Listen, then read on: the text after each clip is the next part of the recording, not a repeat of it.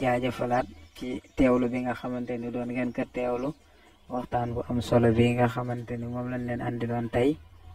Serigne Gana Messere Muxtaar yal na ko fi yàlla yàggal dama ànd ak wér mu leen doon waxtaanal ci diggante cofeel bi nga xamante ni ku tedd gi Cheikhul Xadim am na ko ci yonent bi sallallahu alayhi wa sallam mu nekk waxtaan bu am solo kon ñu dégg ci ni sëñ bi kat dafa jëloon léppam jox ko yonent bi sallallahu alayhi wa sallam waaye bëggoon ko lool itam ba jaraloon ko lu nekk kon dégg ngeen ni mu ko waxee ci biir bu ko defee mu soññeet taalibe yi kon li war ci ñoom cofeel boobu sëñ bi amoon ci digganteem ak yonent bi même buñ ko mënta am ci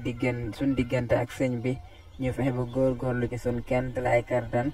parce que roy ku baax kat man ngaa bañ a mel ni moom mais dina tax nga raw say maas kon bu ko defee ñu ciy soññewaat ñëpp rek incha allah ñu